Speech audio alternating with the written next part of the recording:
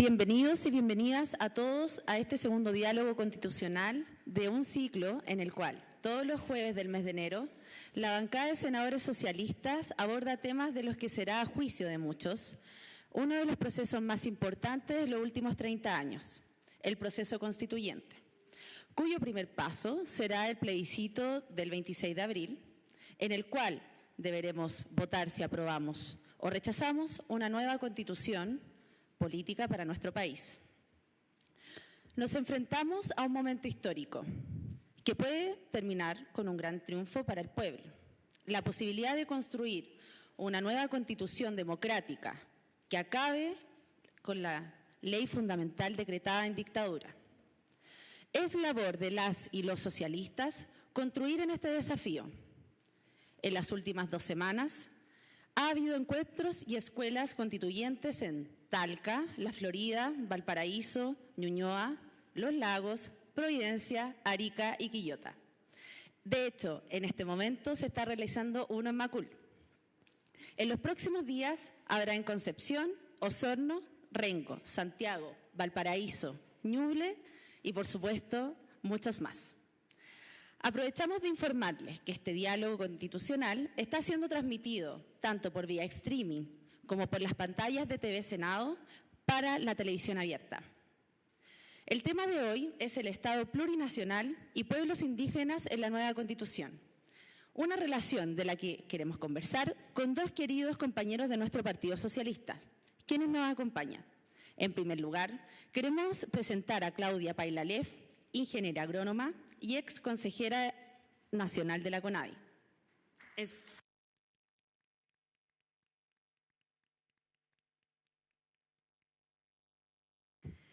En segundo lugar, queremos presentar a Salvador Millaleo, académico, doctor en sociología y consejero del Instituto Nacional de Derechos Humanos. Un aplauso, por favor. Además, saludar a Nicolás Facuse, coordinador nacional del tema constituyente del Instituto de Igualdad. Un aplauso, por favor. Que destacamos la labor en donde se han realizado más de 50 charlas a nivel nacional, así que es un gran avance.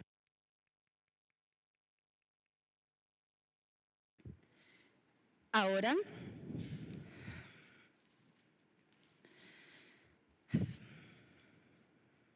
pido un gran aplauso para quienes nos acompañan, por supuesto, y sobre todo al senador Montes, quien nos va a dirigir unas palabras.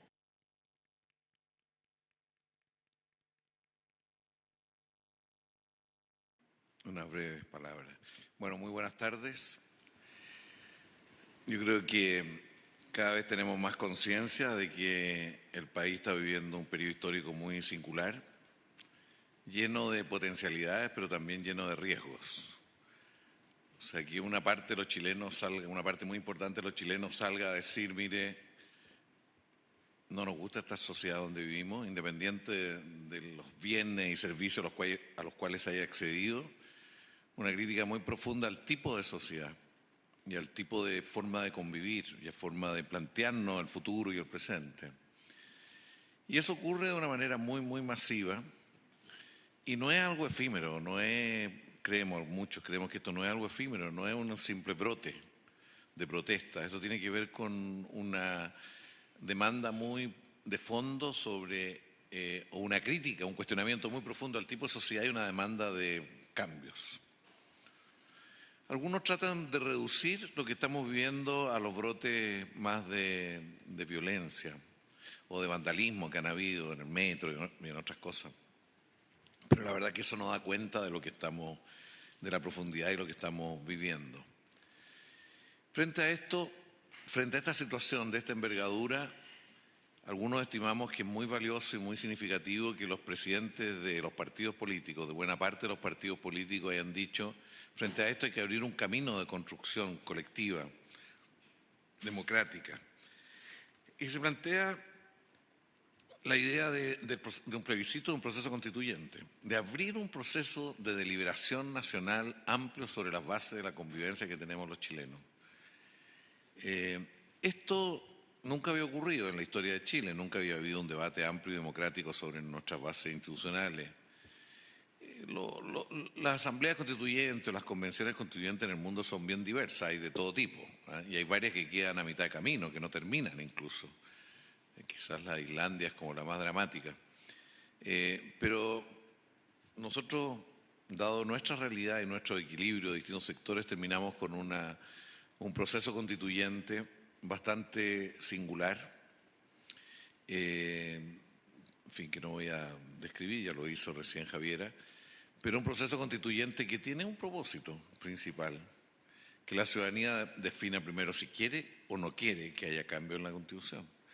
En segundo lugar, que defina quién y cómo lo representa en el debate sobre esta nueva Constitución. En tercer lugar, que haya un debate, una deliberación bien de fondo, porque yo vengo saliendo ahora a otro debate sobre educación y nueva Constitución. Y hay muy distintas maneras de entrar a los temas de fondo, a los temas de principio, a los temas de cómo entender la sociedad que queremos construir, y eso es muy rico. Entonces se abre un proceso de deliberación que va a durar por lo menos 9 meses, si no un año. Y a partir de eso, de lo que ahí se acuerde, habrá un plebiscito ratificatorio obligatorio. Bueno, ¿cómo tomar los acuerdos en esto? Ha habido harta cuestión, pero los acuerdos se estableció un proceso bastante similar al de Sudáfrica y al de Bolivia con Evo Morales. Ese es el procedimiento. El procedimiento, en definitiva, es tratar de producir acuerdos dentro de la diversidad. Y es por eso que se establece el principio de los 2 tercios, 1 tercio. La oposición en el país quería 3/5, pero al final se termina con el procedimiento boliviano y de Sudáfrica. Y esto partiendo de lo que se ha llamado una hoja en blanco. O sea, aquí, si no hay acuerdo sobre una determinada materia, no hay definiciones respecto a esa materia en la Constitución. Algunos dicen que esto genera mucho riesgo y el poder de veto de 1 tercio de un enfoque neoliberal, por ejemplo.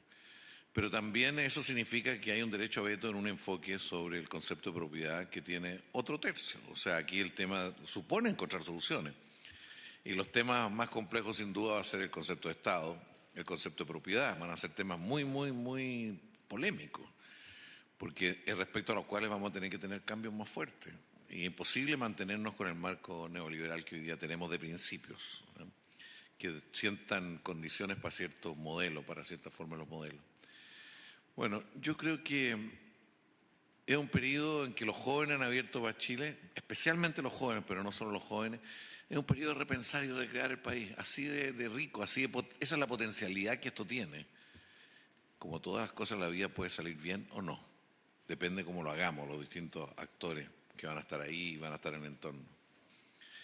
Yo estoy convencido de que esto no puede quedar encerrado en la Asamblea o en la Convención Constituyente. Es fundamental que en todo este periodo, desde el plebiscito en adelante, haya espacios locales, comunales, que se ha planteado una suerte de asambleas de la civilidad en las localidades que que controlen o que le pidan explicaciones a las personas que han ido a la convención, pero que a su vez vean otros temas, porque paralelamente, simultáneamente con el debate de principios constitucionales, tienen que haber debates sobre reformas estructurales del país, a lo menos 10 reformas estructurales fundamentales, paralelamente, integradamente, que no va a ser parte del debate constitucional propiamente tal, porque eso tiene que ver con ciertos principios, pero son claves para discutir esos mismos principios.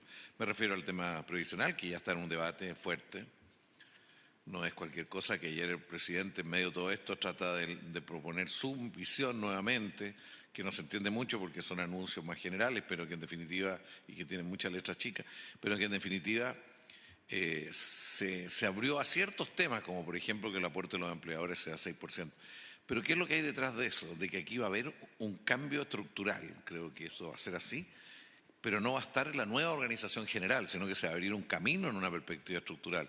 Cosa bastante similar a lo que aquí en esta misma sala hace poco se discutía sobre salud. Porque en salud está claro que necesitamos que haya un sistema de seguro único de salud, de fondo único de salud. Y para eso se requiere, es un cambio estructural junto a la nueva forma de enfrentar los medicamentos, a la nueva forma de entender el crecimiento de la oferta pública de servicios, en fin, hay varias otras cosas. En lo tributario estos días también estuvimos en un debate fuerte, que no es un cambio estructural, es el inicio de un proceso estructural distinto al que venía de antes, que era todo lo contrario. Pero aquí se abrió esto, pero esto abre un debate, no lo cierra. En fin, podemos seguir con el tema de educación pública, que más que un debate de ley es un problema de llevar adelante lo acordado, que en el caso de otras cosas como la reforma del Estado, que es fundamental. O sea, junto con discutir un proceso constituyente hay que ir prefigurando transformaciones estructurales que el país debe tener de tal forma de que al terminar un proceso constituyente se sientan bases para una nueva organización de Chile, a un proyecto alternativo a lo que tenemos. Y eso son 2 años que vamos a estar en esto. 2 años con este nivel de politización en el mejor sentido, o sea, discutiendo mucha gente el futuro del país. Y eso es un desafío que estamos tomando. En el caso de estos encuentros que se han hecho en distintos lados, por igualdad, los senadores, los diputados, en fin, esto tiene que ver con decir, aquí tenemos una responsabilidad los que estamos en esto. ¿De qué responsabilidad? Generar conversación, deliberación, de generar intercambio, de oírnos, de afirmar, de jugarnos por cosas, pero oír por lo que se juegan otros. O sea, es una experiencia democrática bastante con hartas potencialidades, con hartas posibilidades, y nos obliga a plantearnos la política de otra manera. No se trata que llegue una persona a decir, mire, esta es la única forma, tratar de imponerlo. Se trata de dialogar, se trata de deliberar. Y quizá uno de los aspectos que ha fallado en todos estos años, han fallado muchas cosas, pero uno de los aspectos ha sido que no ha habido suficiente deliberación, porque los partidos políticos, nuestros partidos, están con una gran necesidad de enriquecer sus procesos internos. Entonces, cuando alguien tiene una diferencia, lo primero que dicen, me voy, en vez de decir cómo logramos generar otros procesos con otros contenidos, con otros alcances, para perfeccionar el rol de los partidos, el rol de la política en el mundo que vivimos. Bueno, la bancada de senadores socialistas convocó la semana pasada a un encuentro sobre género y nueva constitución, ¿no es cierto? Y tenemos a los próximos días, también vamos a seguir ¿sobre qué es el próximo debate? Democracia y modelo de desarrollo, que es una discusión global fundamental de hacer, aunque en la Constitución van los principios de un modelo de desarrollo y no el modelo en sus definiciones más específicas. Pero es fundamental esta discusión en estos dos polos. Va a estar Agustín Esquella y va a estar también Óscar Landerreche, el hijo. Bueno, yo lo que quiero es decir de que esto lo estamos repitiendo en otros lados. Se decía ahora que estaba en Macul, ayer en fin, en distintas comunas y en distintos lados, pero falta mucho. Esto, a mí me tocó dirigir la campaña No a la región metropolitana el año 88, y estos son procesos de debate que van gradualmente subiendo, va subiendo el agua del río, por decirlo así. No es una cosa de un momento y que se genera una sola opinión. La campaña no fue muy compleja, todos creen que era llegar y ganar. No es por casualidad que en ese entonces el 43% de los que votaron por mantener la dictadura. Esto no hay que olvidarlo nunca. 43% de los que votaron querían mantener a Pinochet, así de concreto. Y eso es parte de la realidad cultural, política de Chile, y tenemos que tenerlo muy presente, porque algunos creen que no, que las cosas son sencillas. En ese tiempo, de repente hay que conversar más. ¿De dónde surgió esa frase? La alegría ya viene. Y surgió justamente porque llegaron muchos analistas y dijeron, ustedes pierden el plebiscito. Llegaron. ¿Y por qué lo pierden? Porque están muy sobrepolitizados y la gente quiere conversar de otra manera las cosas, quiere tener otro tipo de diálogo para esa época. Bueno, y se hace todo un cambio y se hacen ejercicios, se hacen experiencias en la Florida, en otros lados, para generar otra forma de diálogo, y por eso se tituló La alegría ya viene, como una forma de ofrecer una realidad de futuro, pero no ofrecerla solamente en el tema que nosotros tendríamos a discutir más, que era derechos humanos, sino que discutir el conjunto de las realidades. Hoy día tenemos que aprender en el camino cómo generamos un diálogo más amplio. Los que están preocupados hoy día de la política son más. La expresión callejera indica que hay más gente preocupada del país, en su conjunto. Y en eso tenemos que ver cómo los distintos sectores entran en ese diálogo. Hay un señor ahí, Christopher Lasch, que dice que el gran problema que ocurrió con la democracia en el mundo, entre otras cosas, es que las élites han traicionado a la democracia. O sea, las élites conversan entre sí y no conversan con la ciudadanía. No están en los cafés, no están en la junta de vecinos, no están en los sindicatos, no están en la asamblea de base de los partidos, no están en el debate de la élite.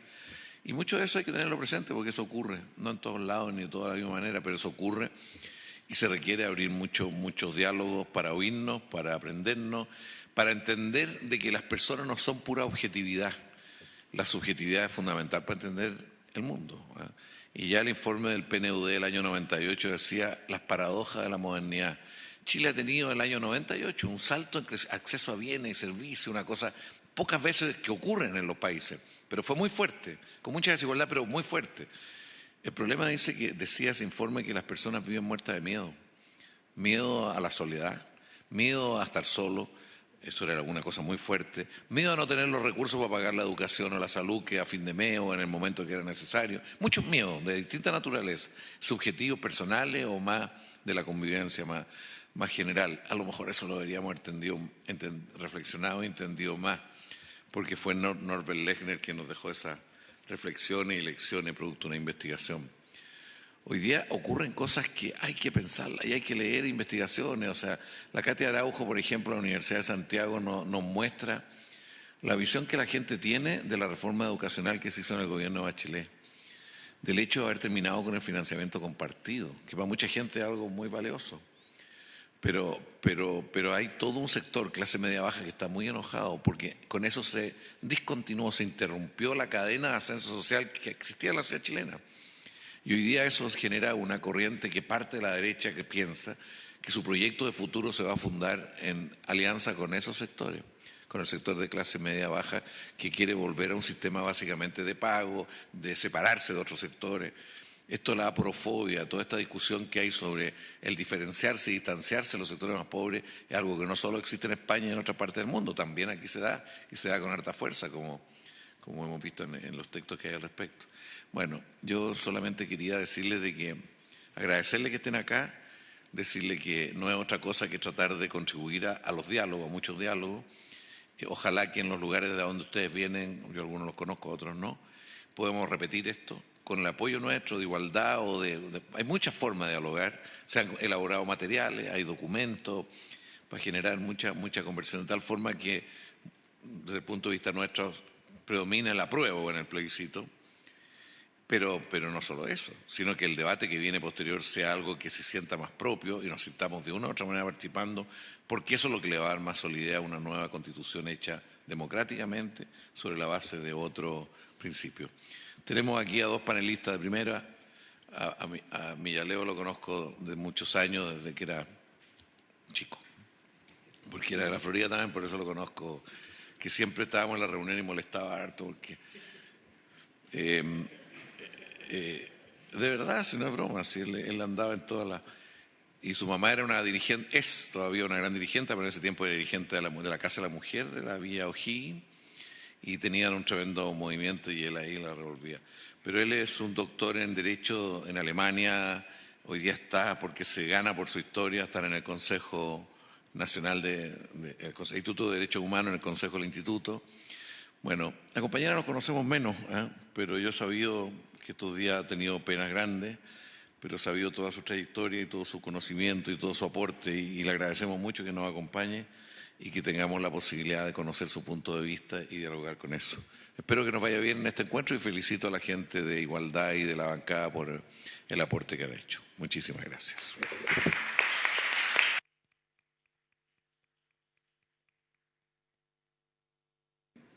Agradecemos al senador Montes por sus palabras y reiteramos que este diálogo constitucional está siendo transmitido por vía streaming y también por TV Senado para la televisión abierta. A continuación, les queremos dejar con la ingeniera agrónoma Claudia Pailalef. Mari Monco Taimo, mi nombre es Claudia Pailalef. Vengo del territorio de Río Negro, que es un territorio mapuche-huilliche, que está constituido por alrededor de 45 comunidades indígenas y todavía existe la estructura tradicional del cacicado. La opinión o los comentarios que haga es reconociendo también la diversidad dentro del movimiento mapuche y huilliche. Es parte, ¿no es cierto?, de un sector bueno, en relación al contexto que hoy día está viviendo el país, la verdad que a partir del estallido social Chile tiene un momento bastante definido de un antes y un después. Y en ese sentido los pueblos indígenas no estamos ajenos a lo que está sucediendo en el país. Si uno hace recuento histórico de lo que han sido los debates políticos en materia de reconocimiento constitucional, la sociedad en su conjunto y en especial los sectores políticos están al debe con los pueblos indígenas. Han pasado 30 años y desde ese acuerdo en Nueva Imperial con el expresidente de la República, Patricio Aylwin, a hoy día nunca existió el reconocimiento constitucional para los pueblos indígenas. Y dentro de ese debate, que en varios momentos ha sido una discusión con vaivenes que transita entre la efervescencia, ¿no es cierto?, da a modo de ejemplo dentro de los propios discursos que se dan durante las campañas presidenciales, pasando también por iniciativas propias de los distintos gobiernos, como también iniciativas impulsadas por parlamentarios. Lamentablemente, hasta la fecha, aquella discusión ha sido inconclusa y sin acuerdo político. Y cuando me refiero a acuerdo político, uno en el campo veía lo que estaba pasando en la tele, ya producto de lo que se dio a partir del Pacto por la Paz y Nueva Constitución. La reacción que tuvo el sector político de la derecha, la verdad que en lo personal no me sorprende, ¿ya? Porque uno puede revisar cuál ha sido la votación histórica que ha tenido la derecha en materia de reconocer los derechos de los pueblos indígenas. La verdad que siempre ellos han votado en contra, ¿ya? Entonces, ese berrinche político que se dio, la verdad que en lo personal no me sorprendió. Y, sin embargo, a pesar de todos esos intentos fallidos, todavía tengo esperanza de que efectivamente en este contexto existe una realidad efectiva para los pueblos indígenas, de que en esta oportunidad estemos considerados en la Constitución. ¿Y por qué esperanza? Porque si bien la élite política, que son los que finalmente deciden, como decía el senador Monte, alejado de la ciudadanía, alejada de la realidad, de la cotidianidad que vive el pueblo, hoy día, producto de este movimiento social, también, ¿no es cierto?, nos va a permitir, o al menos hoy día ese movimiento social siente mayor empatía por las demandas de los pueblos indígenas. Y esa empatía se puede ver reflejada también producto de ciertos procesos históricos que ha vivido el país. A modo de ejemplo, soy una convencida de que la ley indígena permitió poder generar mayor identidad de las personas indígenas del país. Y esa identidad todos la vimos a través de las marchas a nivel nacional, que también, ¿no es cierto?, el símbolo de la bandera mapuche fue la cara más visible de este estallido social. Entonces, vemos hoy día que hay un respaldo ciudadano mucho más potente que lo que se contaba antes del estallido propiamente tal. Desde de las discusiones que han habido en el Parlamento en materia de reconocimiento constitucional a la fecha, han habido dos corrientes importantes, una de ellas que es el reconocimiento meramente simbólico y cultural, y creo que un aporte importante que dio la ratificación del Convenio 169 y la aprobación de parte del Estado de Chile de la Declaración de las Naciones Unidas de los Derechos de los Pueblos Indígenas fue justamente que los diversos pueblos, y en especial el pueblo mapuche, a partir más o menos del año 2000 aproximadamente, dentro de los discursos suena bastante fuerte, y también aquellos conceptos han sido apoderados por parte de la clase política, que son los derechos colectivos como pueblos indígenas. Y creo que esa va a ser la apuesta más importante dentro de este proceso de nueva Constitución.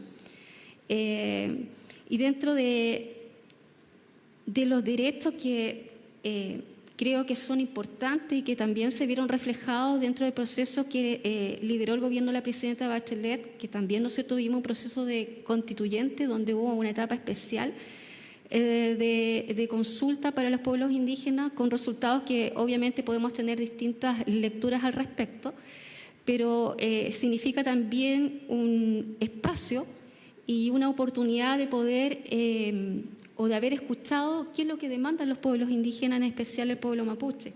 Y en ese sentido hay voces, muchas voces, que demandan que la nueva Constitución debe señalar expresamente que el Estado debe declararse como un Estado plurinacional.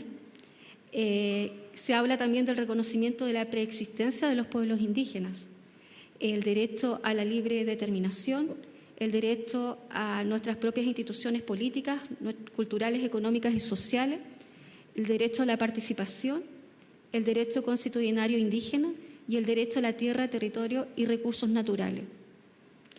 Creo que no voy a entrar a analizar cada uno de ellos, pero sí me gustaría compartir algunas opiniones referentes a cuáles considero desde mi humilde mirada qué es lo que va a generar quizás más confrontación política a medida que se vaya cuajando y dando el proceso, ¿no es cierto?, de la nueva Constitución.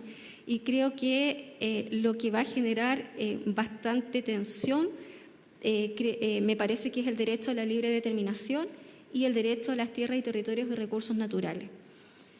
En ese sentido, y también he pensado, y quizá pueda haber también opiniones parecidas, creo de que más allá de que hoy día sea una oportunidad para los pueblos indígenas, para el pueblo mapuche huilliche, este proceso de nueva Constitución, y que finalmente logremos que se termine de resolver algunos detalles del Pacto por la Paz y Nueva Constitución, a modo de ejemplo, quiénes y cómo van a ser los representantes de los pueblos indígenas, ya sea en la convención mixta como la convención constituyente. Si no se logra un acuerdo, la verdad que así como a la fecha se ha mantenido una relación bastante tensa entre Estado y pueblo mapuche, la situación o el escenario puede aún agravar más dicha relación. Y segundo, en el caso de que finalmente el reconocimiento que he consagrado en la nueva Constitución no va a tener sentido si no tenemos un Estado fortalecido con instituciones que permitan que permitan a los pueblos indígenas hacer ejercicio de dichos derechos, ¿ya? Y ahí yo, en lo personal, me cuestiono, a modo de ejemplo, en materia de derecho a la tierra, territorio y recursos naturales, qué va a pasar con los derechos mineros, qué va a pasar con el derecho al agua, ¿ya? Y qué va a pasar con el derecho a la tierra y los territorios, entendiendo de que hoy día aquellos derechos chocan, ¿ya?, con los principios económicos del país.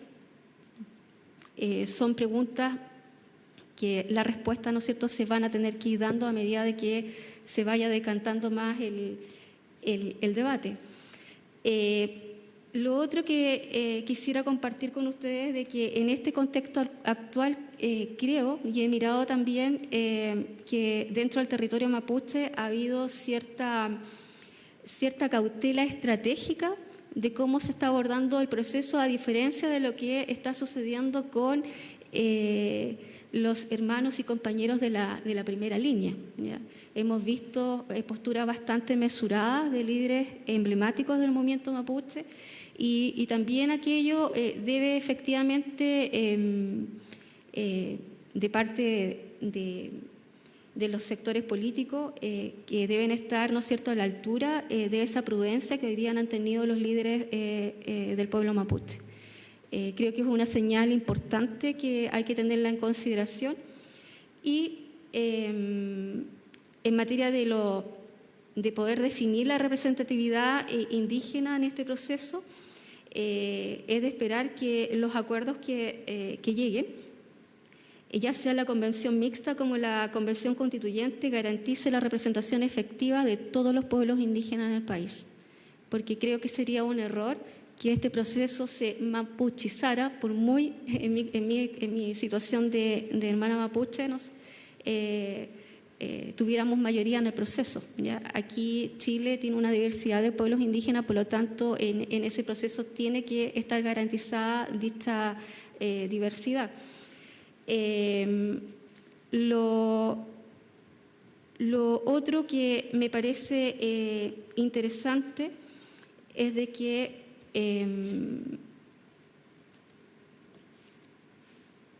para el pueblo mapuche, más allá de que uno diga que la sociedad Huinca hoy día tiene una oportunidad de enmendar y hacer justicia, para nosotros como un movimiento también es una oportunidad en el sentido de que nos plantea desafíos dentro del propio movimiento mapuche. ¿Desafío en qué sentido? De que en algún momento vamos a tener que llegar a acuerdos dentro de las propias orgánicas territoriales. Y segundo, creo que dentro de esos acuerdos también nos va a corresponder generar alianzas estratégicas en el sentido de que no quiero ser irresponsable en señalar cifras, pero un sector creo que importante de la población mapuche se cruza con la religión occidental. Y ya hay un sector de las religiones que marcó una posición referente a esta nueva constitución y que obviamente para nosotros nuestra situación de mapuche nos va a tocar, ¿no es cierto?, hacer el lobby correspondiente para poder sumar aquellos votos y traerlos para el sí y para que vote también por la convención constituyente. Yo creo que ese es un desafío interno que tenemos nosotros los mapuches de poder, ¿no es cierto?, generar conciencia también dentro de nuestro sector para que efectivamente logremos aspirar y hacer realidad este anhelado sueño. Y lo otro que le quería comentar, y bueno, delante estábamos conversando con un compañero, era de que hoy día Chile tiene ratificado el convenio 169 y tenemos derechos que ya están ahí, ¿ya? Y que lamentablemente dentro de los ejercicios de los derechos, lo único que hemos tenido es el derecho a la consulta y la participación. No así los otros, ¿no es cierto?, que están claramente mencionados en ambos instrumentos de carácter internacional. Y que la verdad que yo me cuestiono de repente cuál va a ser el camino que estratégicamente mejor nos convenga como pueblos indígenas, ¿ya?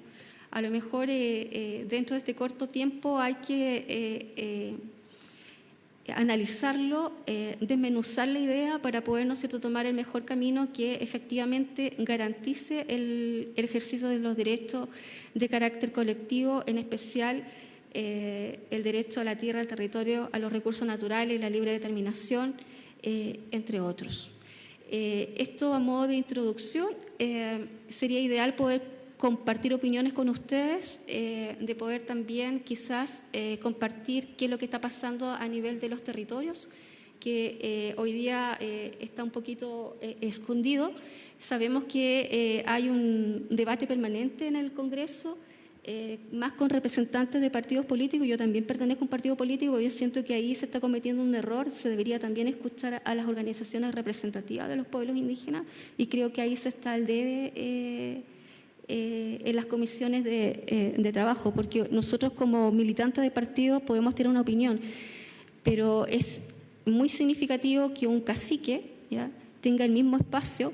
Es muy importante que una autoridad tradicional, ¿no es cierto?, también pueda plantear qué es lo que opinan referente a este proceso y si estamos o no en sintonía con lo que estamos planteando en materia de derechos.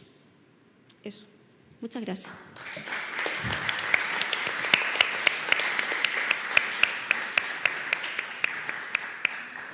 Agradecer a Claudia por su exposición en estos diálogos constitucionales convocados por la bancada de senadores socialistas. Aprovecho de explicarles que a continuación, al finalizar la intervención de nuestros dos charlistas, los asistentes podrán hacer preguntas, plantear dudas al final de la sesión. A continuación, queremos dejar con ustedes al académico Salvador Millaleo.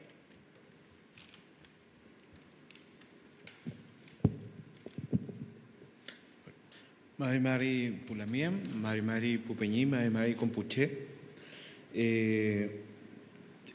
Ahora, digamos, estamos en enero de 2020. Hace un año atrás, para recordar, la discusión era el profundo dolor que había producido en el pueblo mapuche y en el pueblo de Chile, solidariamente, el asesinato de Camilo Catrillanca.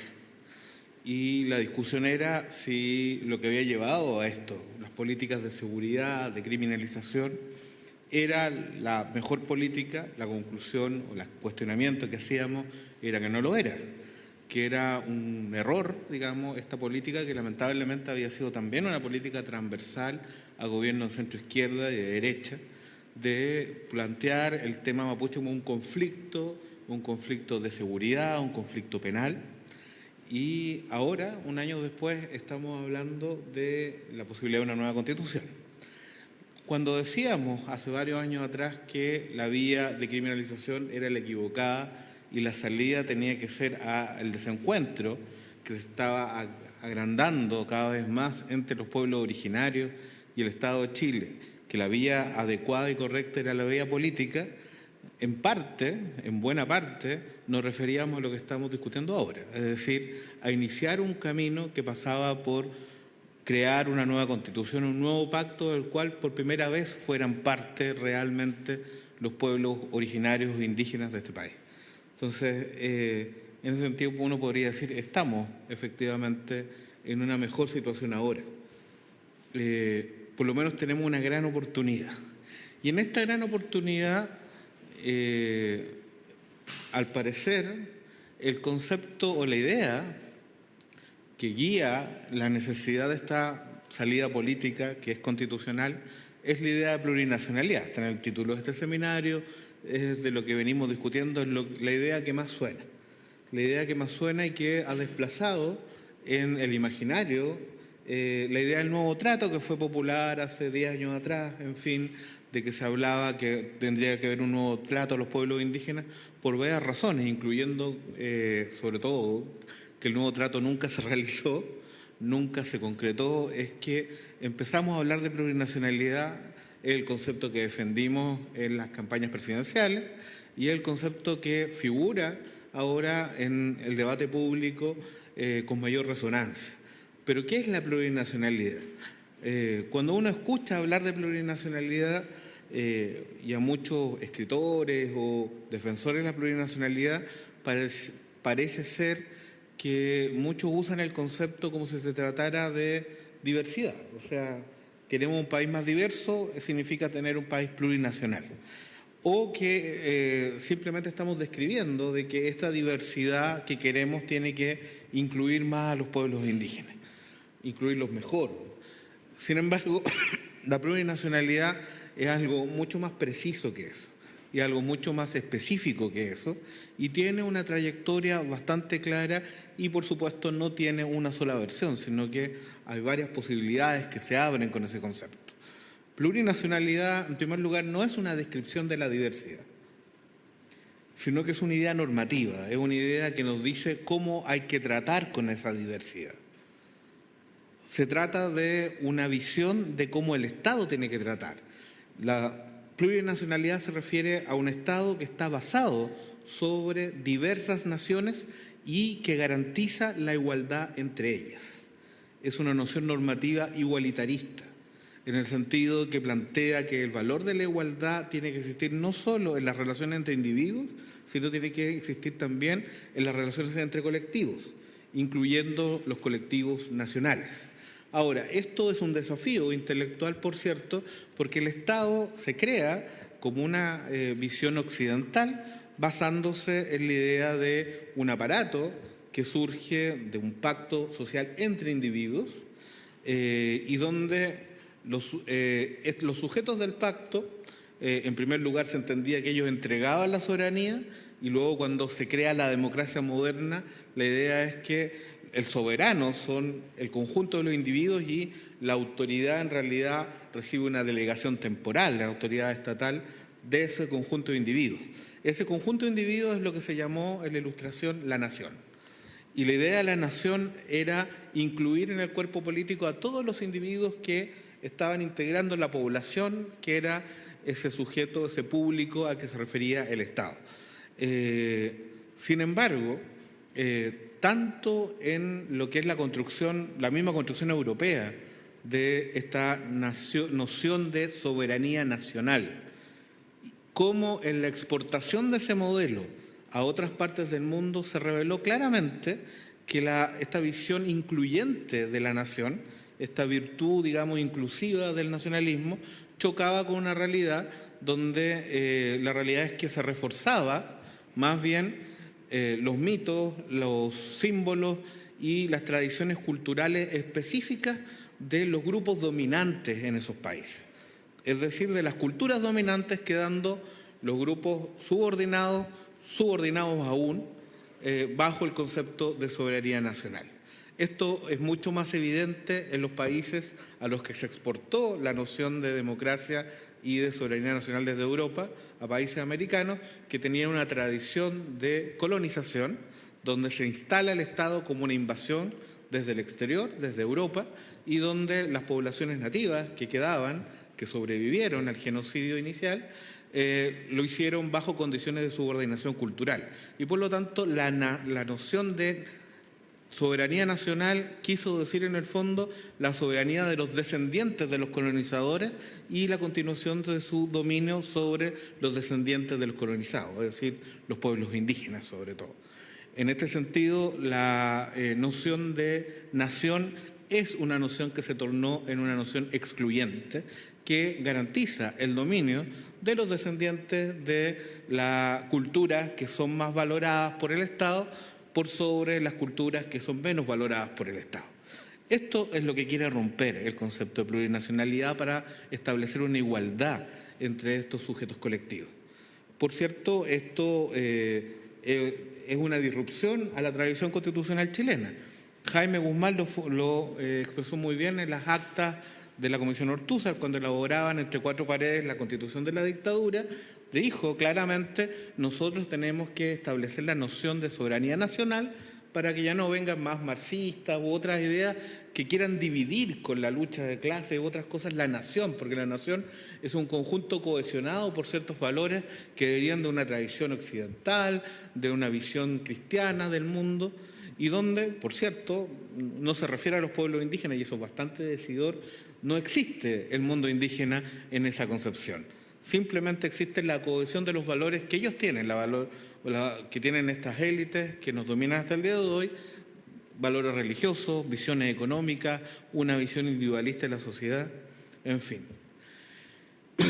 Por ello, en segundo lugar, la plurinacionalidad es una idea cultural, es un modelo cultural distinto al modelo cultural en que los estados, incluso los estados democráticos, se venían basando hasta el día de hoy. La construcción del Estado en América Latina se basa en la distinción entre lo que es la civilización y lo que es la barbarie.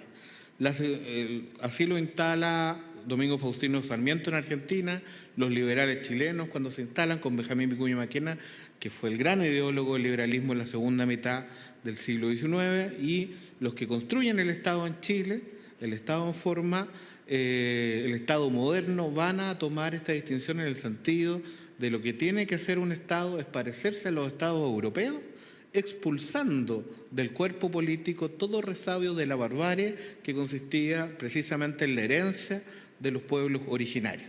Una herencia que era sospechosa de ser atrasada, de ser limitada, de ser intelectual, políticamente inferior. Una idea de plurinacionalidad precisamente rompe esta pretensión de superioridad de la cultura occidental y nos instala en una visión de cultura donde es la diversidad garantizada la diversidad igualitaria, lo que hace, digamos, un modo de convivencia o constituye el núcleo de un modo de convivencia democrático. No es la estigmatización, no es el racismo, no es el desprecio por el otro, sino entender que el otro tiene una cultura, un horizonte cultural que puede ser un aporte para todos los demás, incluso para los que son parte de otras culturas.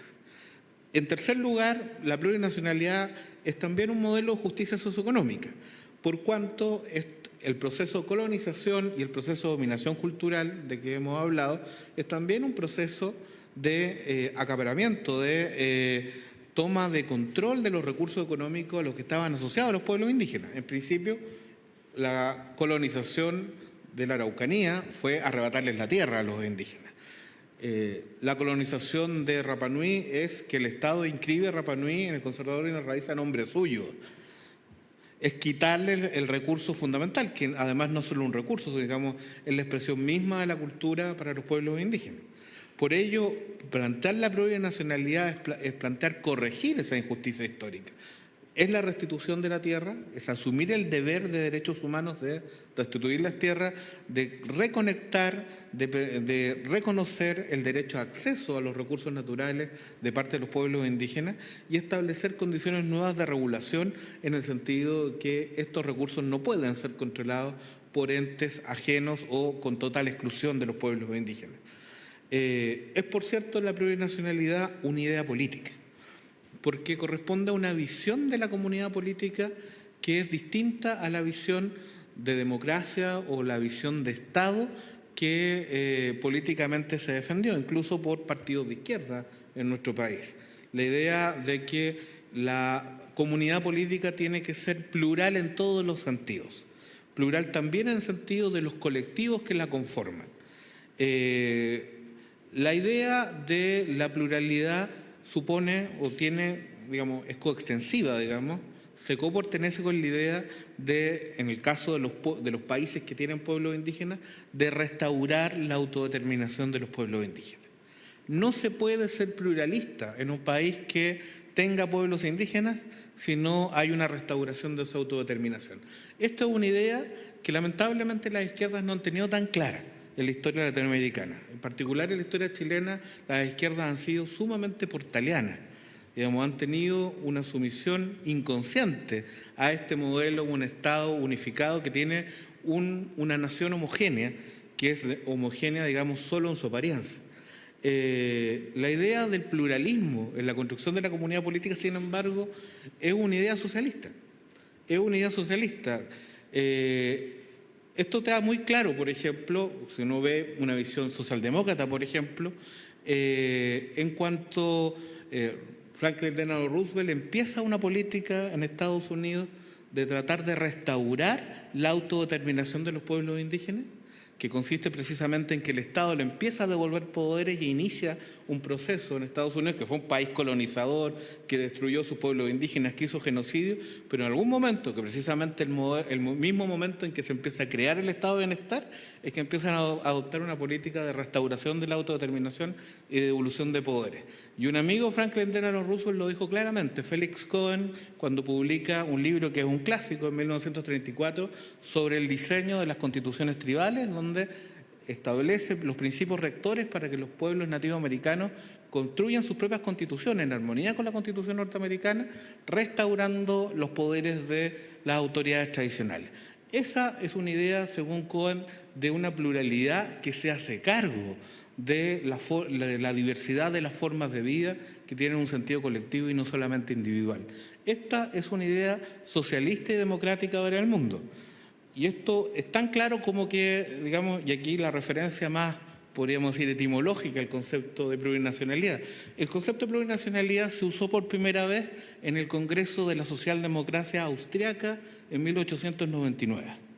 En este Congreso, el Partido Socialdemócrata Austriaco, que era un partido, bueno, de lo que se llama el austromarxismo ahora, porque era de Austria, hizo una variante propia del marxismo, que quiso revisar no solo las ideas económicas, determinismo económico de Marx y Engels, sino también la poca importancia que le daban a los elementos culturales dentro de lo que era la dominación social.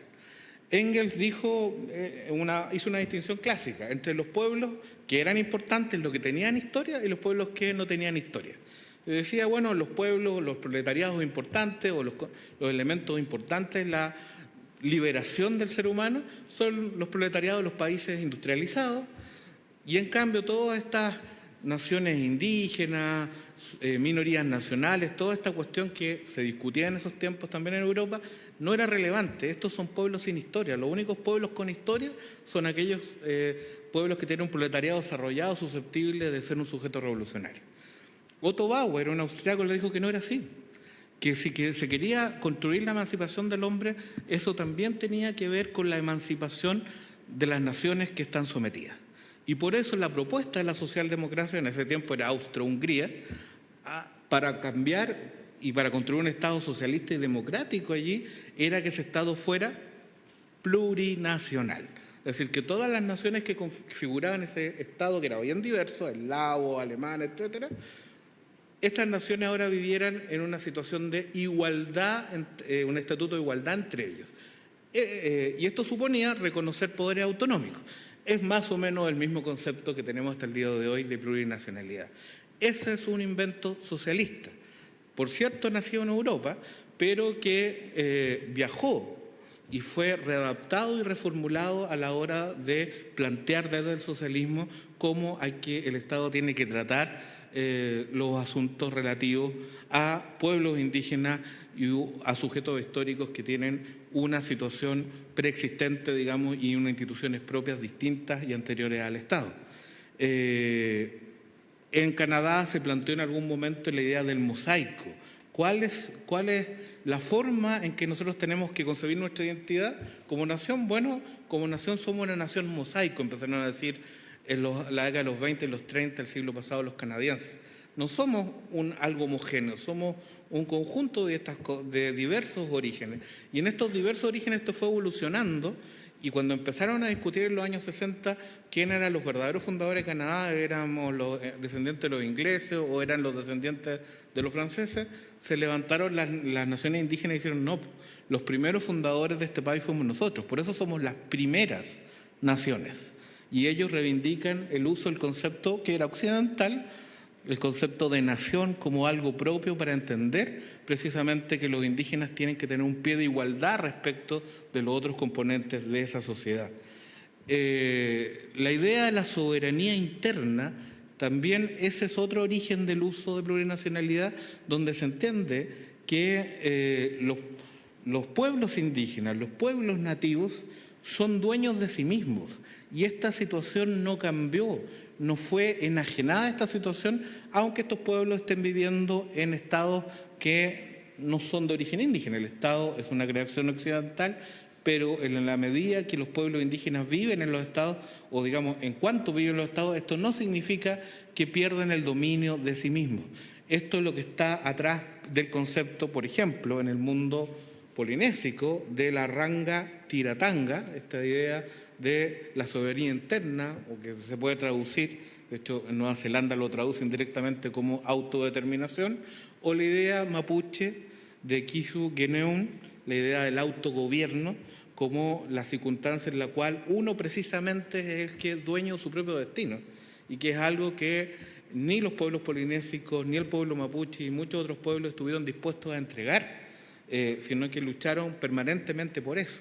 Esta idea es consubstancialmente equivalente a esta idea europea que se planteaba de que las naciones tienen que ser tratadas con un estatuto de igualdad. Esto, por lo tanto, nos dice que la plurinacionalidad es una visión política cimentada en la igualdad y en el pluralismo profundo de la sociedad o comunidad política. En quinto lugar, la plurinacionalidad es una idea constitucional, porque se refiere a la organización fundamental de la sociedad, y por ello que la construcción de la plurinacionalidad en los países que han iniciado este camino de devolver o restaurar la autodeterminación de las naciones indígenas, se ha traducido en nuevos arreglos constitucionales, en nuevas constituciones que introducen este elemento. Esto es lo que está presente en el ámbito norteamericano desde 1830, cuando la Corte Suprema reconoce, en un caso célebre, que atañe a la nación Cherokee, la idea de que si bien esta nación está bajo el cuidado en cuanto a su soberanía externa de Estados Unidos, en el ámbito interno son soberanos, y eso determina que los pueblos nativoamericanos tienen poderes de autodeterminación, tienen control de poderes públicos e incluso en algunos ámbitos tienen control de policía, sistemas judiciales propios, y esto no es nada contradictorio con la noción de un Estado moderno. Esto determina que en Canadá, por ejemplo, se celebren tratados y en esos tratados se negocien los poderes que los pueblos indígenas quieren obtener a partir del Estado. Entonces el Estado negocia y algunos pueblos indígenas quieren los derechos de caza y pesca y otros, en cambio, quieren tener un poder legislativo propio, un poder ejecutivo, un poder judicial propio. Todo eso, por supuesto, en armonía con el sistema constitucional global. Una idea plurinacional en la Constitución supone, por cierto, reconocer la plurinacionalidad en alguna medida, no necesariamente explícita. Las únicas dos constituciones que reconocen explícitamente la plurinacionalidad como concepto son Bolivia y Ecuador, pero países constitucionalmente plurinacionales son el conjunto de los países que asumen la autodeterminación. Y esto incluye Canadá, Estados Unidos, México, Colombia, un conjunto, por supuesto Nueva Zelanda, un conjunto de otros países que, si bien no dicen exactamente plurinacional, la construcción de su sistema está basada sobre la igualdad entre las naciones y sobre la autodeterminación. Esto se traduce no solo en el ámbito de los principios, también se traduce en el ámbito de los derechos, como bien nos recordaba la también Claudia, en el sentido de que tiene que haber un reconocimiento de derechos políticos, derechos sobre el territorio, sobre los recursos, derechos culturales, derechos lingüísticos.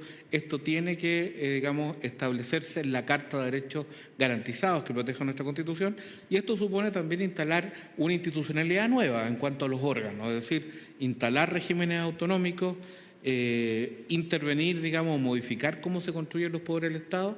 Ahora hemos estado discutiendo toda esta semana en el Congreso el tema, en el Senado, en la Comisión de Constitución, el tema de los escaños reservados para la Convención Constituyente.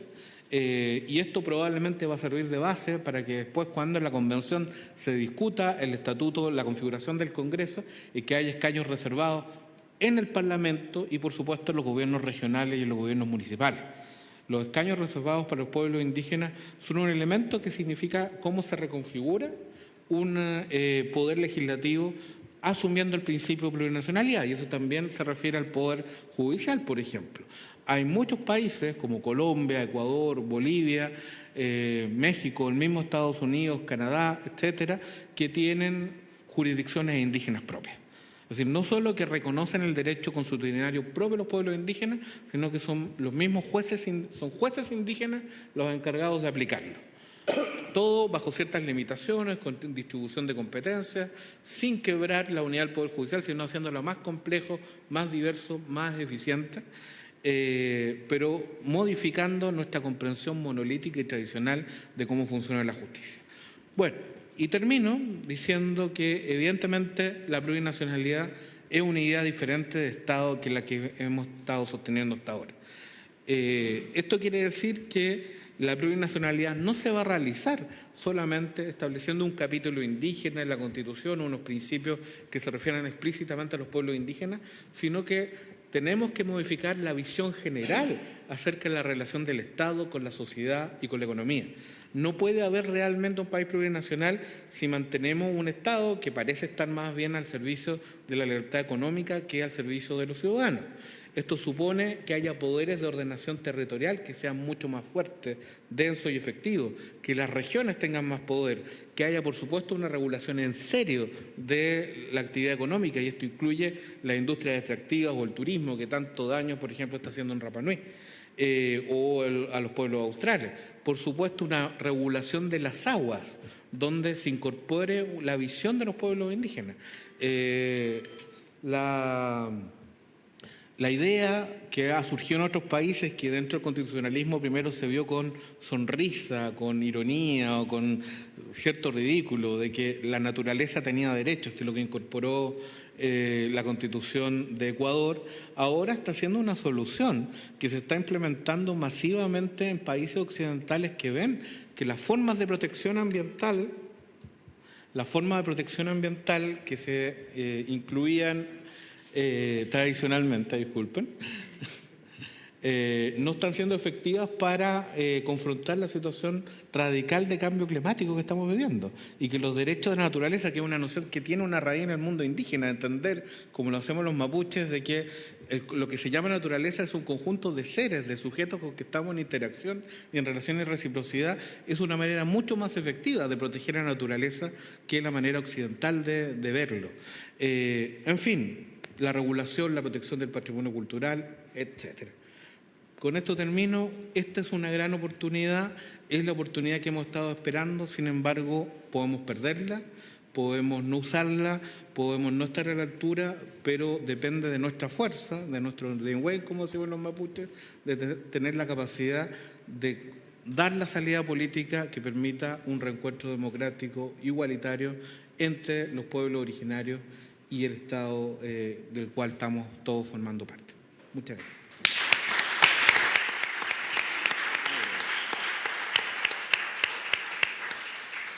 Muchas gracias, Salvador. Bueno, queremos reiterarle que este diálogo constitucional, el segundo de un ciclo que se efectuará durante todos los jueves del mes de enero, está siendo transmitido por streaming y también por las pantallas de TV Senado. Ahora damos el espacio a las dudas, consultas, opiniones para Claudia y Salvador. Y bueno, en honor al tiempo, les pedimos que sean acotadas para que todos podamos participar. ¿Alguna duda, consulta, opinión?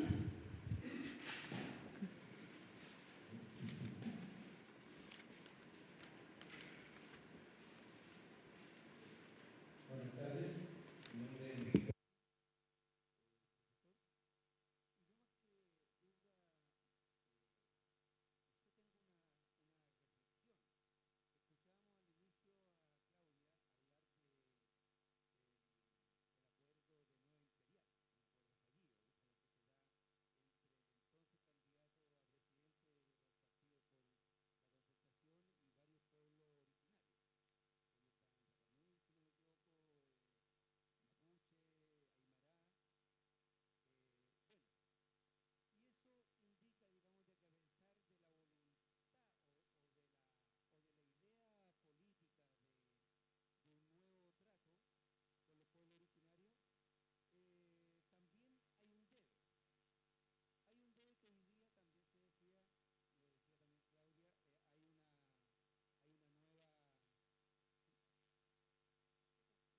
Un poco más lejos del micrófono.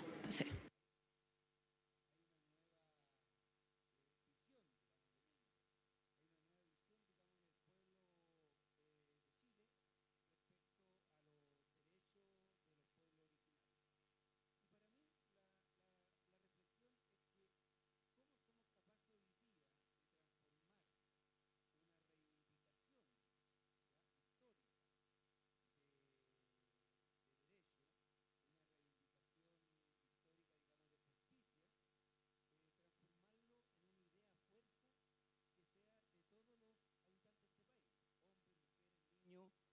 Mapuches, chilenos, no chilenos, en fin. O sea, que sea una idea, fuerza, que atraviese el conjunto de la población, porque si no, me da la impresión que podríamos seguir hablando a lo mejor en 30 años más, nuevamente, digamos, de la reivindicación histórica, pero nunca la vamos a transformar en una idea de país, en una idea del conjunto, digamos, del Estado chileno. Eso. Muchas gracias. ¿Alguna otra consulta, opinión, duda? No, perfecto. Bueno, para finalizar, Claudia, Salvador, ¿quieren hacer alguna opinión? Pregunta al público.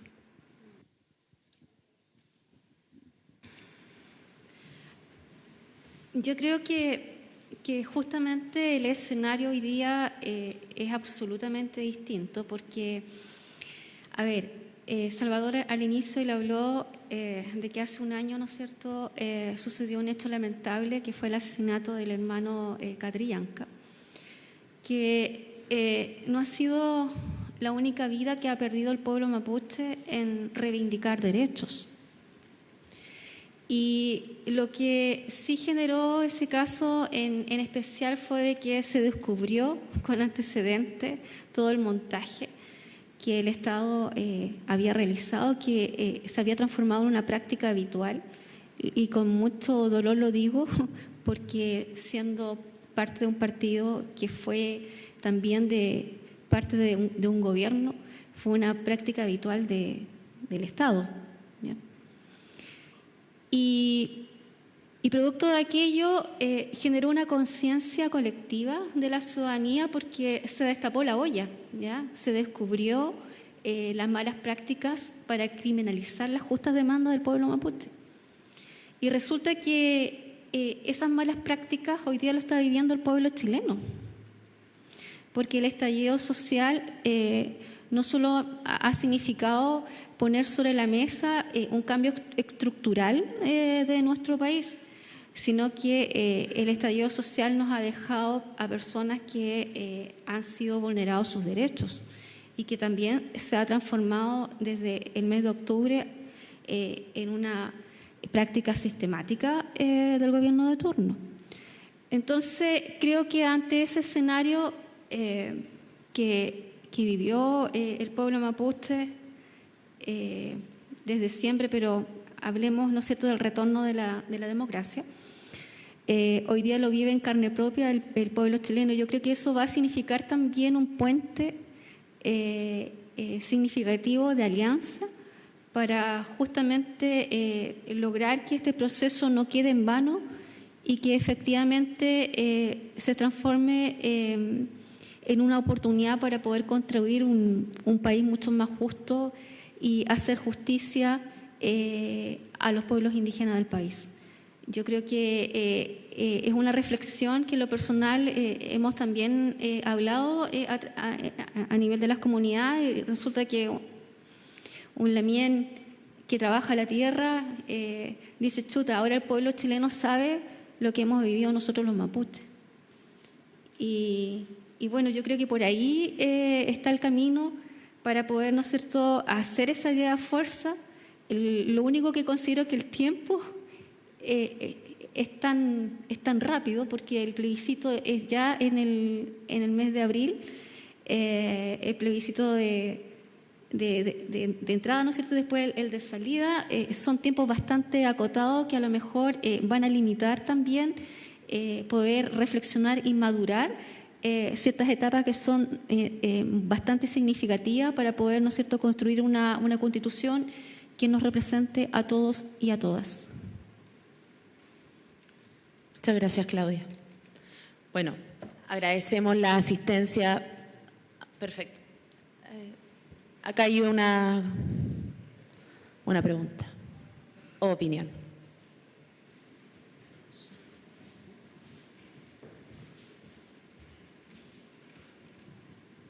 Yorana a todos, de consejero indígena del pueblo Rapa Nui. Solo tengo una duda porque los pueblos originarios tuvimos un proceso constituyente. Sí. Antes de la salida de la presidenta Bachelet. Creo que se usó como $3 millones para el proceso, pero al final supimos que mayor parte del dinero se ocupó en campañas políticas. ¿Cuál el daño con esto? Al final fue el mismo gobierno de izquierda, cuando envió el proyecto, no reconoce la libre determinación de los pueblos en el proceso constituyente. Nosotros tuvimos que insistir como consejeros que si no está el concepto de libre determinación, que es lo que garantiza el derecho de los pueblos y por el cual tenemos voz, no tiene sentido este proceso constituyente. Entonces mi preocupación es, si se aprueba el COP25, si se aprueba el TTP-11, no podemos hablar de constitución, porque esas normas va a trabar todo lo que queramos hacer en la Constitución. Entonces están todos enfocados en la Constitución, pero nadie se está preocupando si se aprueba el COP25, si se aprueba este tratado internacional. Entonces, no sé, está como raro el ambiente y no entiendo mucho por qué se sigue el proceso constituyente si no se paran estos tratados internacionales que va a dañar este trabajo. Y lo otro, creo que es una buena oportunidad porque el pueblo Rapa Nui vive en un continente aparte del continente de acá. Vivimos en otra placa tectónica. Somos casi el único pueblo que tiene la diferenciación jurídica que le garantiza la autonomía y la libre determinación. Por su lejanía y por pertenecer, estamos en el medio del Pacífico. Entonces, creo que porque como los tratados internacionales no van a ser tocados en este proceso, es importante para el pueblo Rapa Nui para que ratifique su tratado con el Estado de Chile del 1888, que es un tratado de amistad. Y este tratado, si uno lo resume dentro del contexto internacional actual, dice referencia a la libre asociación de los pueblos, o sea, la autonomía del pueblo Rapa Nui, pero en libre asociación con el Estado de Chile. Podemos crear nuestras propias normas para protegernos porque las normas chilenas que se aplican en la isla está cometiendo un genocidio al pueblo Rapa Nui. Y se los digo, genocidio al pueblo Rapa Nui a través de las instituciones públicas. Se está desapareciendo mi cultura, mi lengua, los territorios, se están privatizando todas las cosas en la isla. Además, hay un tema muy importante que son los pactos internacionales de derechos humanos, creo que no se toca mucho acá. He visto que muchos juristas separan mucho la Carta Fundamental de los Derechos Humanos que se crea después de la Segunda Guerra Mundial con la Declaración de los Derechos de los Pueblos Indígenas que se hace en el año 2007. Porque el espíritu de la ONU que crea la Declaración de los Derechos del Pueblo Indígena, porque vieron que la Carta Fundamental de la ONU no estaba incluidos los derechos de los pueblos indígenas. Entonces la declaración es el complemento de la Carta Magna de la ONU. Como vio la ONU que esta Carta de los Derechos Humanos no se cumplía en los países, crea los pactos internacionales de derechos humanos, derechos económicos, social y cultural, así como los derechos civiles y políticos. Fue década de discusión si el término de pueblo o nación que se le daba en estos pactos se referían a los estados, a los pueblos o a las naciones que vivían dentro de los estados. Pero esto se aclaró ya. ¿Y cuál es interesante de esto? Que ya se aclaró que cuando se refiere a las naciones se refieren a los pueblos originarios que viven dentro del Estado. Entonces, este pacto, porque siempre se habla del convenio, pero no hablan de los pactos de derechos humanos que es norma en Chile antes de la ley indígena. Este pacto, acuérdense que fue aprobado en el gobierno de Allende, pero no estuvo en el diario oficial hasta que se retiró el gobierno militar. Lo firmó allá en 89, creo. Entonces estos pactos son vigentes en Chile del año 89. Pero no es considerado dentro de las discusiones. El convenio se adapta a los pactos. Entonces, la cuestión es, los pueblos tienen que mendigar con la misma clase política, porque a veces si uno ve algunas comisiones de derecha, los derechas hablan de la izquierda, vienen a las comisiones de izquierda, los de izquierda hablan de la derecha, pero uno como ciudadano ve que los dos están actuando de la misma manera, uno echándose la culpa a otro. Entonces, lo importante acá, que una gran oportunidad histórica para Chile, para todos los pueblos originarios de integrar, de hacer una gran nación. Porque muchos piensan que el pueblo Rapa Nui se quiere independizar de Chile. No, eso no tiene sentido. Lo que queremos es que nosotros como Rapa Nui, para poder proteger del genocidio que estamos sufriendo, de crear nuestras propias normas, de tener derecho a tener relaciones internacionales. Un Estado se puede desarrollar porque tiene relaciones internacionales. El pueblo Rapa Nui tiene su autonomía de tener relaciones internacionales para hacer su derecho económico, social y cultural con otros países que quieran ayudarnos, pero no para separarnos de Chile. Entonces hay una confusión y una mala creencia que el pueblo rapanui se quiere separar. No, queremos, o sea, somos el pueblo que está exigiendo que se cumpla el Estado de Derecho. Fíjense esto, un pueblo exigiendo al Estado que se cumpla el Estado de Derecho, pero el Estado de Derecho con respecto a los pueblos originarios que ya está. O sea, yo soy más práctico. En vez de, o sea, yo personalmente considero que los pueblos originarios están reconocidos en la Constitución, en los pactos, en el convenio. Yo soy más práctico, quiero que se aplique todos los articulados del convenio ahora. Con eso ya ya es suficiente. Fíjese, hoy día nosotros paramos el Consejo de la CONADI porque la CONADI nos ejecutó 7.000 millones de pesos y después se quejan de la violencia. Entonces es importante este proceso histórico para todos los pueblos y un llamado a la clase política de sentarnos, más que inventar, es cumplir lo que ya está escrito. Aquí nadie tiene que inventar nada nuevo. Las normas están separadas por educación, por territorio, por los temas diferentes. Hacia acá no hay que inventar nada, por favor, entiendan esto. Hay que cumplir lo que hay. Gracias. Muchísimas gracias. Sí.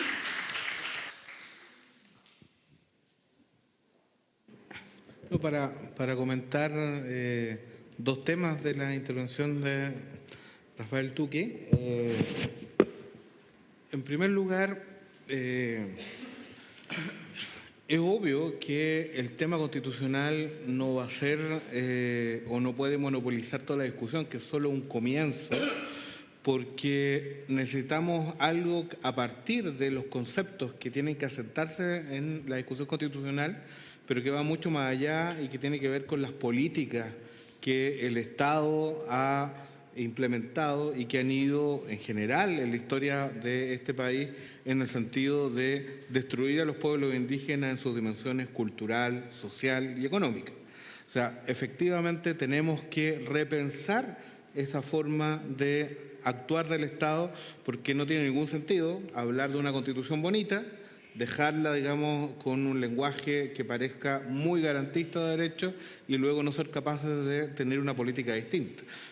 Eso ya pasó, por ejemplo, en Ecuador y en Bolivia, donde se hicieron constituciones muy avanzadas, al parecer, en materia de reconocimiento indígena, y en la práctica quedaron vacías. Por eso ahora se habla o se distingue un plurinacionalismo desde arriba, es decir, esto que las élites adoptan este concepto y hacen constituciones bonitas o leyes que suenan bien, pero en la práctica siguen con modelos depredadores y genocidas a la hora de tratar a los pueblos indígenas. Entonces, es fundamental. Hace un año, la verdad, estábamos hablando, hace más de un año, antes de Catrillanca, hablábamos del plan Impulsa Araucanía y la derecha nos decía, nosotros tenemos la solución porque lo que quieren los indígenas es integrarse al mercado, a nuestro modelo económico, nosotros vamos a apoyar a los emprendimientos indígenas, vamos a hacer que ellos se suban al mercado, vamos a flexibilizar la ley indígena para que no ponga tantas trabas.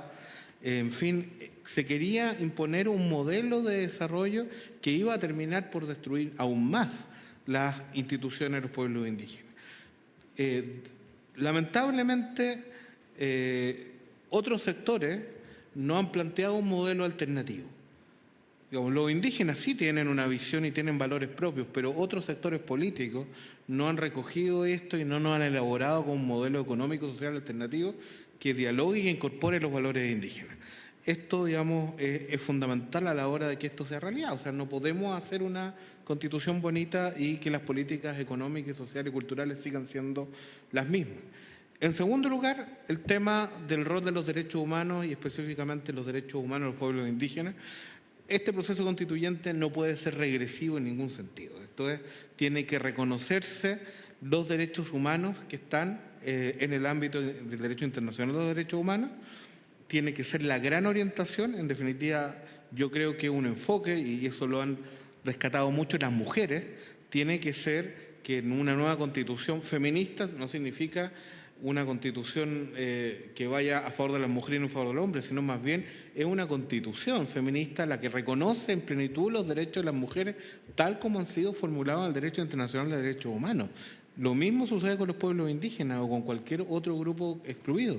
La idea es realizar, es aplicar lo que está en el derecho internacional de los derechos humanos. Y es cierto, no se puede inventar la rueda porque eso ya está inventado. Ya hay un desarrollo que está en la declaración de la OEA, de la ONU y de la OEA, donde los derechos estén ahí. Eso es lo que tiene que ser el marco en que se tiene que llevar a cabo esta discusión. Así que, bueno, yo estoy de acuerdo, digamos, en general con el planteamiento que hizo Rafael.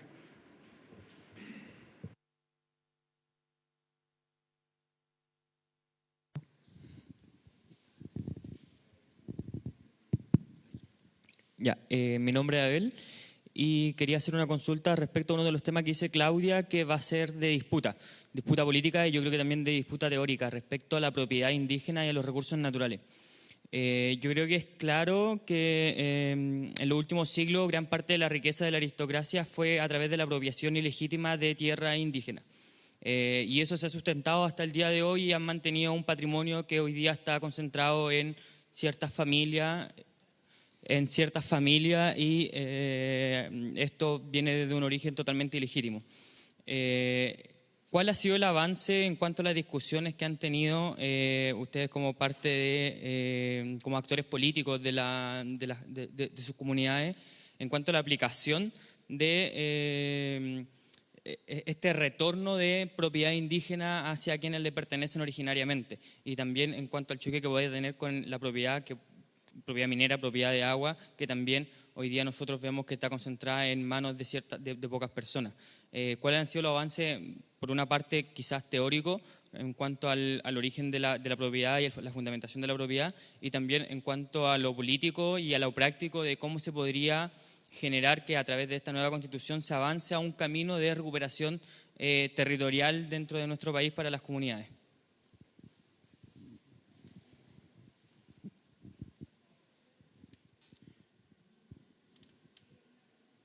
Es una pregunta muy, muy compleja.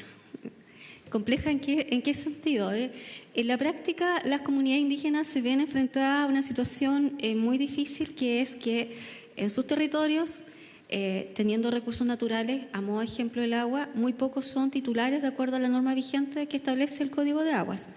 Y la misma situación, que es mucho más compleja, es lo que se vive a partir de la constitución de los pedimentos mineros, tanto de exploración como de explotación. Cuando uno se enfrenta a aquello y busca las herramientas jurídicas para poder frenar la situación, la verdad que es bastante difícil. Ya no hay una herramienta que permita que un particular no termine otorgándose ese derecho. Y por eso yo señalaba de que en ese sentido, en materia de tierra, recursos naturales y territorio, este proceso, si se hace bien, efectivamente es una tremenda oportunidad para los pueblos indígenas, porque hoy día, bajo la lógica, nosotros, bajo nuestra cosmovisión, el territorio es todo. Pero bajo la lógica del Estado y su reglamentación, cada elemento que constituye ese todo está regulado por leyes particulares. ¿Ya? Así de que en el escenario actual y de acuerdo a la realidad que hemos visto ya en el territorio donde provengo, que es la provincia de Osorno, región de los lagos, los conflictos en materia de derechos mineros y derechos de agua son un dolor de cabeza para las comunidades indígenas, y hoy día la reglamentación y la institucionalidad no tienen los mecanismos legales para poderlos frenar. De hecho, el Cernagiomín ni la Dirección General de Agua establece un procedimiento, entre paréntesis, de consulta cuando hay un privado que está solicitando derechos de agua o pedimentos mineros en tierras indígenas, ¿ya? Así que eso es lo que yo podría compartir. Por eso también aquello es una demanda fuerte de parte del movimiento mapuche huilliche acá de allá del territorio. No sé, Salvador, si puede aportar más antecedentes legales. Bueno, nosotros tenemos en nuestra legislación una protección muy débil del territorio. O sea, tenemos el convenio 169 como parte de nuestra legislación, pero no se implementa cabalmente a la hora de proteger las tierras y territorios indígenas.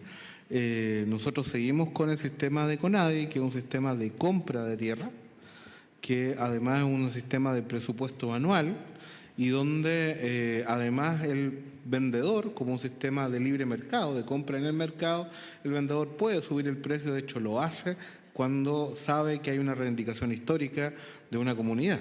Entonces, realmente no tenemos un sistema eficaz, que tiene que ser un sistema plurianual, no sujeto solo a presupuesto, tiene que además ser un sistema que tenga distintas variantes y que incluya, por ejemplo, la posibilidad de expropiar predios cuando no hay otra solución, cuando existe una demanda histórica de los pueblos indígenas, y esto tiene que ser posibilitado por la Constitución. Es decir, que la Constitución tiene que darnos a entender o ser clara en el sentido de que la reivindicación histórica de las tierras indígenas emana del derecho de los pueblos indígenas a su tierra, entendida como lo hace la Corte Interamericana, como las tierras que son de ocupación tradicional de los pueblos indígenas, y que en virtud de eso el Estado tiene un deber de recuperación, como dice la Corte, y esto tiene que tener la posibilidad. Yo no creo que la compra sea un mal mecanismo, pero tiene que regularse, tal como se regulan todas las compras públicas, por ejemplo el sistema de mercado público, impidiendo una variación, digamos, especulativa del precio de la tierra,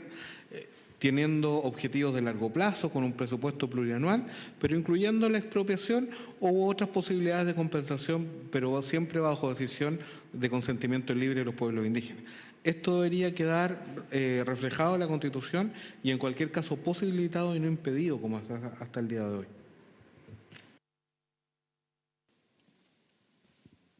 Acá nos queda una consulta o opinión. Luis Pizarro, Huircaleo. Yo quisiera opinar solamente en el siguiente sentido. Yo creo que como sociedad hemos ido viviendo un proceso de toma de conciencia respecto de cómo ha cambiado el mundo. Entonces, esto lo digo porque toda esta crisis social que yo veo habla de una impugnación del orden social, y que no solamente es local, sino que es planetario, diría. Entonces, yo creo que tenemos una oportunidad como pueblo indígena de instalar en un marco normativo nuestras reivindicaciones, nuestras miradas del mundo, nuestras formas de vida. Yo creo que esto es una oportunidad, porque yo creo que para poder evitar de que la Constitución se transforme en una mera declaración de derechos que no logran encarnarse en políticas, en una nueva forma de Estado, es obvio, creo yo, que después de que nosotros logremos avanzar en esta modificación de la Constitución, después va a tener que venir una profunda modernización del Estado, que se haga cargo de esto, porque si hoy día no se operan los derechos, es precisamente porque nuestro Estado, algunos dicen que es del siglo XX, yo creo que es del siglo XIX, donde operan lógicas, donde, ¿cómo se llama?, desde el Estado, más bien este concepto de ciudadanía que se trató de instalar cuando inauguramos esta democracia, todos nos damos cuenta de que no, ante el mercado el ciudadano era nada. Ante el mercado, entonces aquí hay una impugnación, yo veo una impugnación por el modelo de desarrollo, eso que va a permitir que las economías naturales de las que hablaba Rosa Luxemburgo puedan tener su espacio en este mundo globalizado. Yo creo que eso tiene que ocurrir. Pero insisto en esta idea de que después tiene que venir una modernización del Estado. Eso. Muchas gracias. Bueno, ya finalizando, agradecer la asistencia. Bueno, agradecer la participación y asistencia de todos ustedes a este segundo diálogo de este ciclo, y también dejarlos invitados para el próximo jueves al tercer ciclo, en donde hablaremos sobre oportunidades, amenazas y desafíos de la democracia en la nueva Constitución, en donde nuestros expositores serán Agustín Esquella, Liliana Galdames y Óscar Landerreche. Un aplauso, por favor, a los expositores. Estuvieron fantásticos. Muchas gracias.